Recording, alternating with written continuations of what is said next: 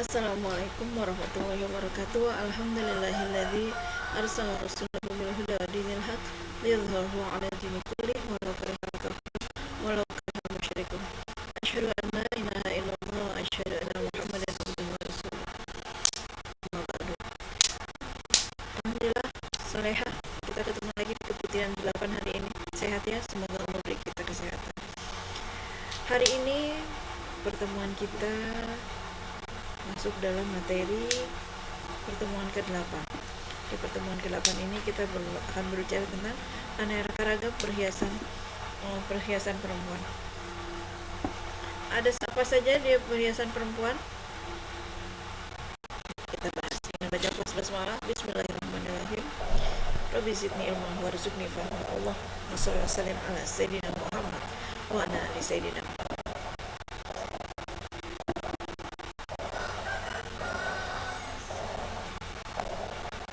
Perhiasan, aneka ragam perhiasan perempuan dijadikan indah pada pandangan manusia. Kecintaan kepada apa yang diingini, yaitu wanita-wanita, anak-anak, harta yang banyak dari jenis emas, perak, kuda pilihan, binatang-binatang ternak, dan sawah ladang. Itulah kesenangan hidup di dunia, dan di sisi Allah tempat kembali yang baik. Siapa yang tidak senang dengan keindahan kepada pasangan, ya? Anak-anak pengen punya anak banyak yang nanti bisa memberikan kita kebahagiaan melihat mereka lucu, harta banyak dari jenis emas. Siapa yang tidak ingin punya emas, ya? Semua ingin punya banyak emas, ya.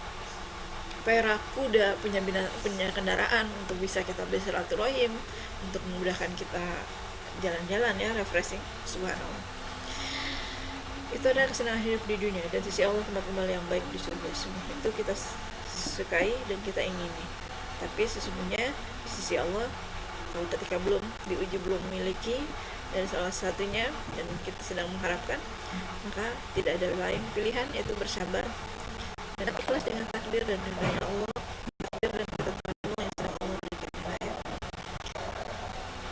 Wajar setiap perempuan ingin tampil rapi dan cantik. Islam tidak melarang berbagai keindahan dan perhiasan, hanya saja Islam bermaksud mengatur penampilan muslimah secara jelas dalam mengusahakan keindahan dan perhiasan tersebut.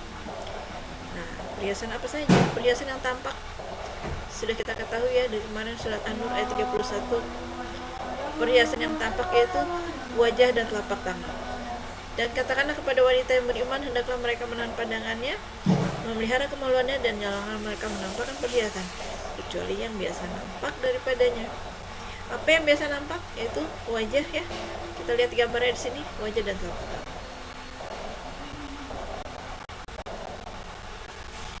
Ini yang tidak boleh, yang boleh nampak aja itu hanya wajah dan telapak tangan. Boleh pakai cadar, ya, kalau memang dirasa kita perlu dan membuat keonaran. Nah, perhiasan yang tersembunyi berarti adalah selain yang tadi, telapak tangan dan telapak muka dan telapak tangan. Nah, perhiasan tersembunyi ini boleh dilihat oleh siapa? Saudara-saudara mereka, atau anak-anak bagi saudara-saudara mereka yang laki, atau anak bagi saudara-saudara mereka yang perempuan, atau perempuan-perempuan Islam, atau hamba-hamba mereka, atau orang yang digaji, orang laki-laki yang telah tua dan tidak berkeinginan. Boleh, ya, mungkin ada pembantu yang punya pembantu dan dia sudah tua, boleh. Atau masih pembantunya bawa anak, tapi yang belum mengerti lagi tentang aurat perempuan, dan janganlah mereka menggunakan kaki untuk diketahui orang akan apa yang tersembunyi dari perhiasan mereka. Dan bertobatlah kamu sekalian kepada Allah, wahai orang-orang yang beriman, supaya kamu berjaya. Nah, itu adalah perhiasan yang nampak, ya, perhiasan yang tampak kita. Nah, sekarang ada perhiasan, yaitu yang perhiasan yang hakiki. Itu perhiasan inner beauty. Menurut Imam Ghazali, definisi akhlak memiliki definisi batin, yaitu kondisi jiwa manusia, namun juga memiliki definisi lahir, yaitu perbuatan. Nah, salah satunya akhlak itu adalah perhiasan kepribadian atau inner beauty. Bagaimana membangkitkan inner beauty? Memperkuat doa dan pikiran positif. Terus berdoa, terus berharap dengan pertolongan Allah, senantiasa berpikiran positif, Insya Allah ini akan melahirkan anak itu. Membiasakan diri untuk hidup bersih dan indah. Ayo remaja muslimah, jangan malas-malasan bangun siang-siang, tapi kita bangun pagi-pagi. Bantuin ayah bunda untuk bersih-bersih, minimal kamar kamu ya sudah bersih dan ruangan. Meningkatkan kualitas tidur dan membiasakan meditasi atau sholat. Nah, ini sholat ini ternyata menjadi meditasi untuk kita. Tidak pakai repot-repot cari meditasi yang mahal-mahal, ya cukup dengan cara meditasi dengan sholat saja. Mengurangi pamrih pribadi, nggak lagi yuk berharap sama dengan yang lain, berharap apa diucapin terima kasih, tapi cukup kita ketika ingin membantu dan kita punya kesempatan ada dan kita bisa punya tenaga untuk bisa membantu, silakan membantu tanpa berharap untuk diucapkan terima kasih. Manusia sebagai individu, keselarasan tubuh dan jiwa. Manusia sebagai makhluk sosial, membangkitkan inner beauty dengan cara apa? Membiasakan hidup jujur. Hiduplah dengan jujur. Nggak usah karena ada orang tertentu atau ada orang tua yuk baru kita ibadah. Nggak perlu lah, kita sudah membiasakan saja jujur. Dengan pembiasaan insya Allah akan melahirkan rutinitas yang baik. Membiasakan diri sepenuhnya berpegang amanah, membiasakan diri menepati janji. Ayo yang suka berjanji ditepati ya janjinya, jangan sampai suka melanggar janji. Jangan sampai bisa berjanji bilang bisa tapi ternyata tidak bisa. Kecerdasan emosi adalah kemampuan melihat, mengamati, mengenali, dan bahkan mempertanyakan diri.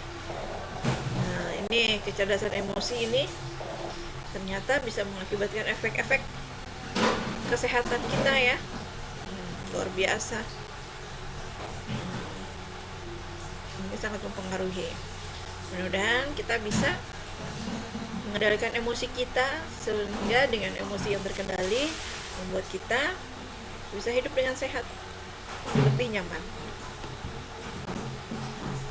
Di antaranya banyak bangun tidur karena kita kurang berpikiran positif, banyak hal negatif, banyak kekhawatiran yang mencekam. Sebagaimana Nabi kita baginda Rasul mengatakan innama bu'istu liutammima sholihan akhlak. Sesungguhnya aku hanyalah diutus untuk menyempurnakan akhlak yang luhur. Bahwa fungsinya baginda Nabi datang menyempurnakan akhlak, makanya kita harus memperbaiki akhlak kita. Tidak hanya cantik secara batin, secara lahir, tapi juga bisa berusaha cantik dengan akhlaknya. Nah, selanjutnya kita berbicara dengan perhiasan yang diusahakan. Apa itu perhiasan yang diusahakan? Perhiasan wajah. Ibnu Qayyim berkata haram atasnya pada masa idah memakai hijab, menghiasi tangan ta'rif, menghiasi wajah dengan kemerah-merahan humroh, dan menghiasi wajah dengan keputih-putihan. Istilah berhias dengan warna-warni. Ya, ini buat orang yang idah, yang dalam keadaan cerai, habis cerai. Bagaimana dengan kita yang dalam keadaan biasa-biasa saja, tapi boleh silakan berhias, silakan menggunakan perhiasan biar terlihat lebih rapi, lebih indah, tapi jangan terlalu berlebihan. Seorang wanita menjulurkan tangannya dari balik tabir. Maka Nabi SAW bersabda, jika kamu seorang wanita, seharusnya engkau warna-warni jarimu dengan henna. Oleh sebab itu sebagian ulama mengatakan hukumnya sunnah. Ayo, kabar gembira buat yang suka mewarnai tangannya dengan cutek diganti alih dengan henna ya. Ini insya Allah bisa menjadi sunnah bagi sebagian ulama.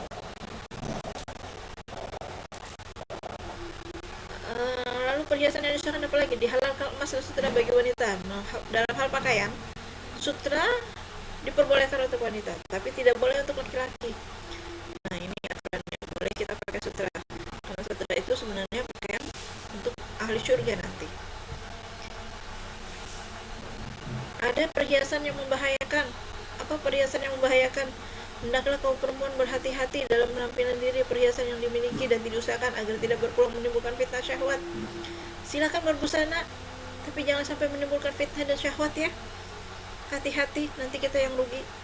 Semoga Allah melindungi kita. Demikian pula perhiasan diusahakan apabila dikenakan akan menjadi pintu kejahatan. Ya. Nah, alhamdulillah menjadi pintu kejahatan.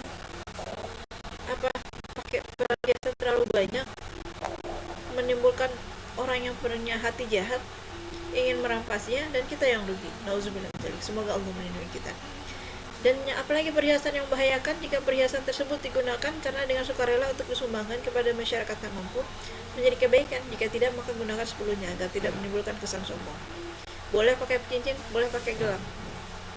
Bahkan kalau ketika gelangnya itu rela, ketika ada orang yang tidak mampu dalam suatu tempat diminta untuk sedekahnya, langsung persiapan, mas saya pakai cincin, pakai gelang, nanti kalau ada yang butuh tinggal disedekahin. Boleh, itu malah suatu kebaikan, tapi jangan sampai lebihan, nanti akan menimbulkan kesan sombong. Hendaknya seimbang dalam perhiasan batiniah maupun lahiriah. Ya, lahiriahnya pengen dicantikin, batiniahnya juga dicantikin ya. Akhlaknya dengan akhlak yang baik, dengan perangai akhlak yang baik. Mudah-mudahan ini akan mendapat ridho dari Allah Subhanahu wa Ta'ala. Hadis yang sudah familiar, sebaik-baik perhiasan dunia adalah wanita soleha. Nah, ini wanita soleha. Ayo, kebaikan diri yang akan mengantarkan perempuan menjadi sebaik-baik isi dunia. Dengan kesolehan diri akan mengantarkan muslimah meraih kesolehan sosial. Wanita tidak hanya menjadi eksploitasi iklan dengan membuka busana muslimah, melepaskan harga dirinya, tapi menjadi muslimah yang tetap berusaha cinta ilmu, sehingga perbanyak keilmuannya, mengangkat derajatnya menjadi manusia yang lebih bermartabat. Banyak diminta keilmuannya bermanfaat untuk kaum majelis taklim, ibu-ibu majelis taklim, anak-anak remaja yang sedang membutuhkan ilmu, ikro, dan lain sebagainya. Ini sekelumit tentang memakai penutup aurat bagi laki-laki dan perempuan. Demikian yang Ibu sampaikan hari ini. Terima kasih sudah menyaksikan. Semoga menjadi amal soleh yang dari Allah. Oke, kita tutup forum ini dengan baca lafaz hamdalah. Alhamdulillahirabbil alamin. Wabillahi taufiq wal hidayah. Wassalamualaikum warahmatullahi wabarakatuh.